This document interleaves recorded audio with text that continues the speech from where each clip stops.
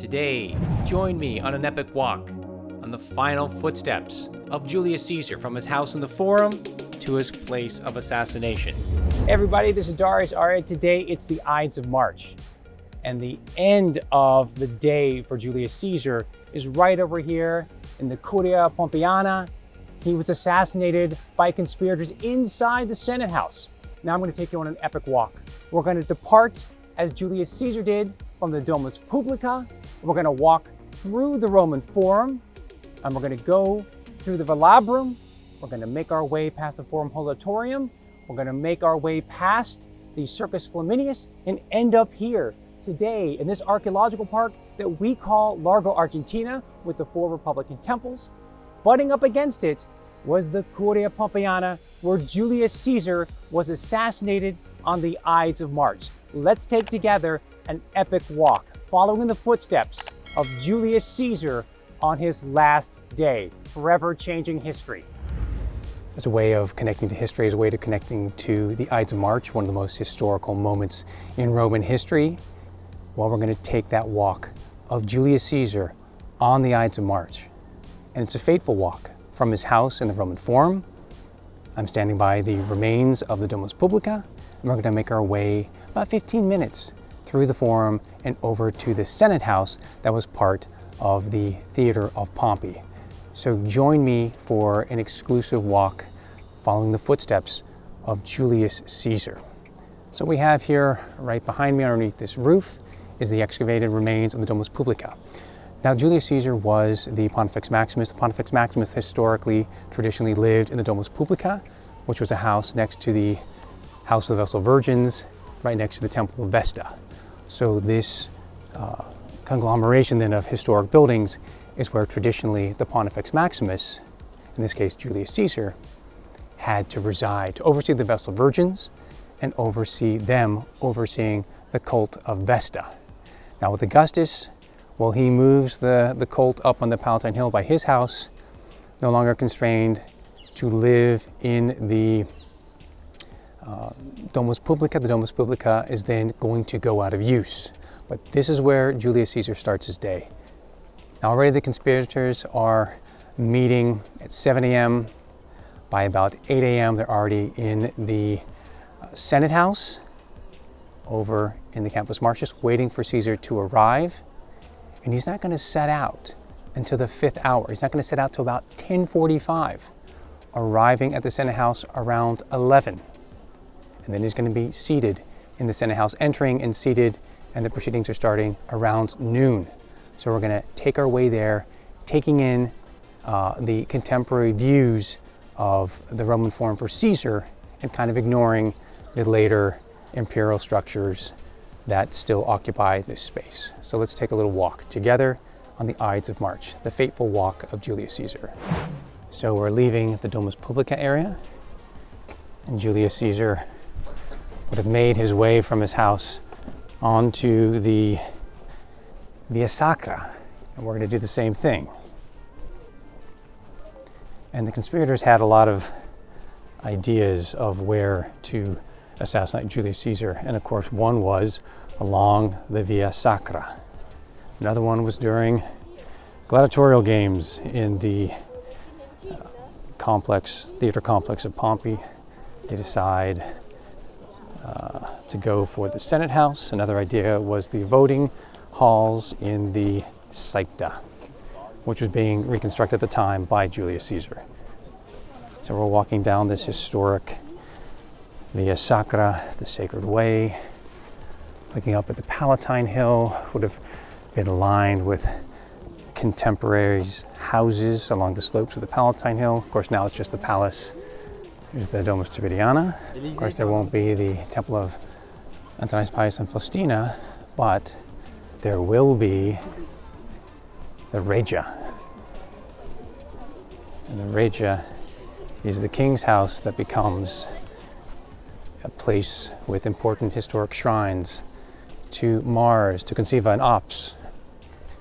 It's going to be rebuilt by Calvinus in the age of Augustus, but there would have been an earlier version of that Regia house, basically an Etruscan house going back to the 7th century, that Julius Caesar would have walked right by. And over here, then we're going past the exterior of the House of the Vestal Virgins, and we do see the Temple of Vesta right here, last rebuilt in the Severan era, largely restored by Giacomo Boni. You can imagine then that walk of Julius Caesar being accosted by various people asking for favors,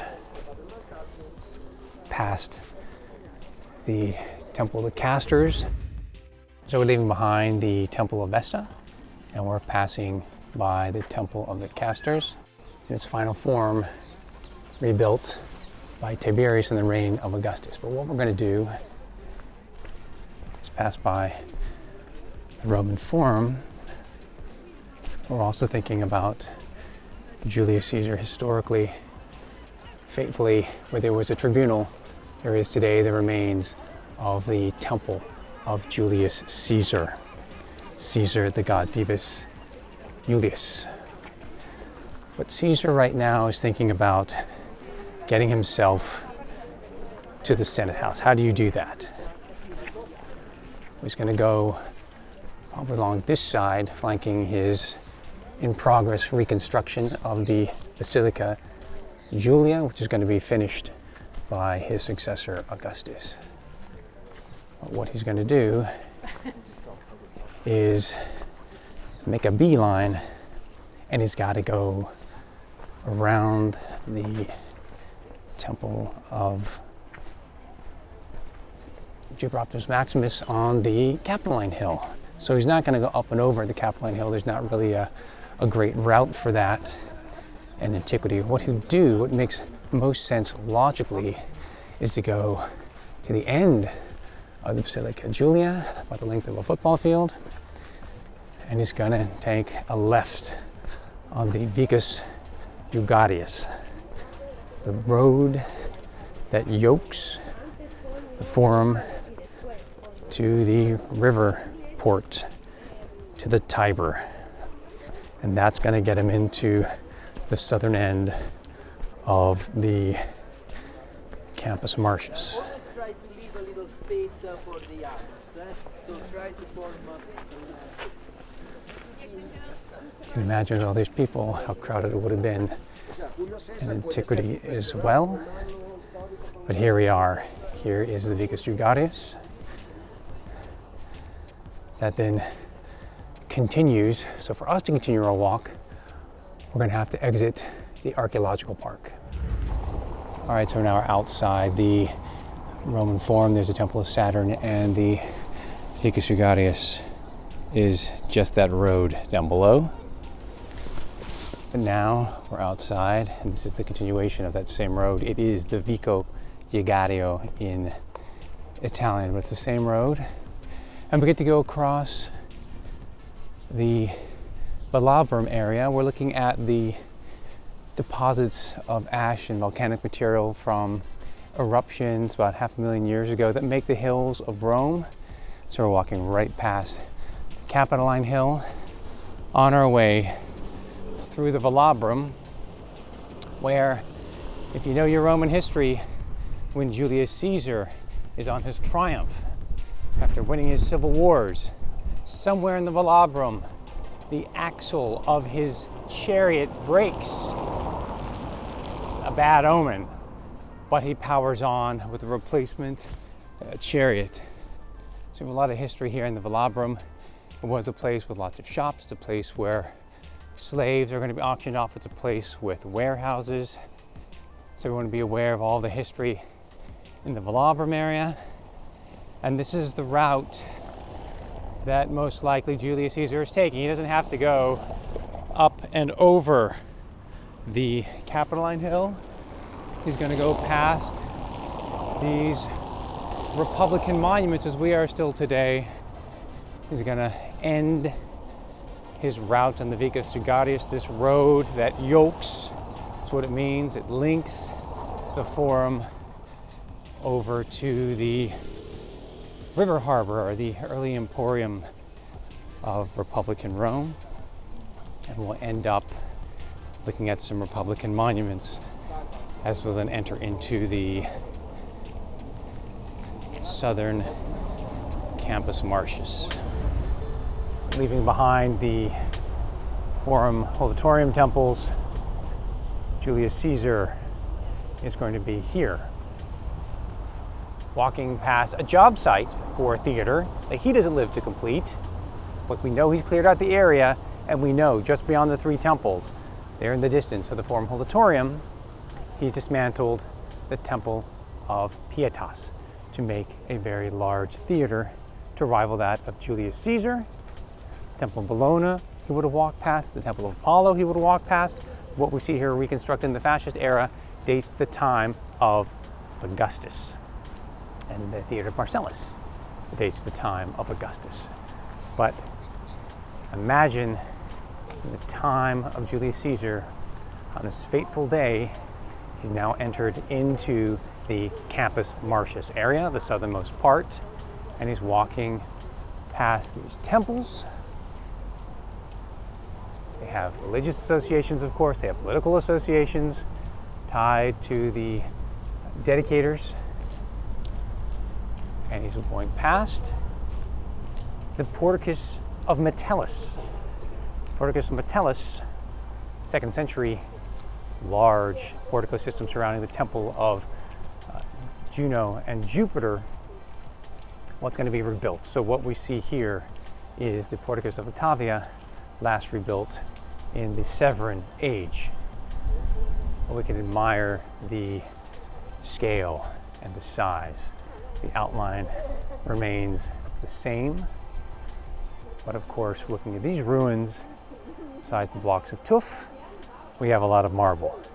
And it's just under Julius Caesar that the marble is starting to come in. The quarries of Carrara are opened up officially under Julius Caesar, although they go back to Etruscan times, not on a great scale. So you can imagine, again, as we exit this archaeological park, as we go past the gate that leads into the Porticus of Ottavia, Julius Caesar would have been walking past the Republican version, the Porticus of Metellus. Of course, today, when we go up, we are ascending into what we call historically the Jewish ghetto. Julius Caesar, of course, is going to be walking through the Circus Flaminius. That was lined with about a dozen temples, most of which are surrounded by their own portico systems like we have for the Porticus of Metellus. So Julius Caesar's passing through this area, now into a place largely for assembly, pageantry, a place oftentimes where the triumphal general is going to wait with his troops, giving the approval for having a triumph. Circus Flaminius. Of course, today we're now going to walk through the historic Jewish ghetto. On our way, we've got a date with history. We're following the footsteps of Julius Caesar. We're going to make our way to Largo Argentina. And remember, you who join me, if you see me in Rome, say hi. If you love history, follow me. Take one of my classes. Travel with me. Reach out to me. Let's collaborate. I direct Ancient Rome Live. You can go to our courses, ancientromelive.org/courses. So much to learn, so much to explore. But because I'm here, walking around on a daily basis, reach out to me. Talk to me.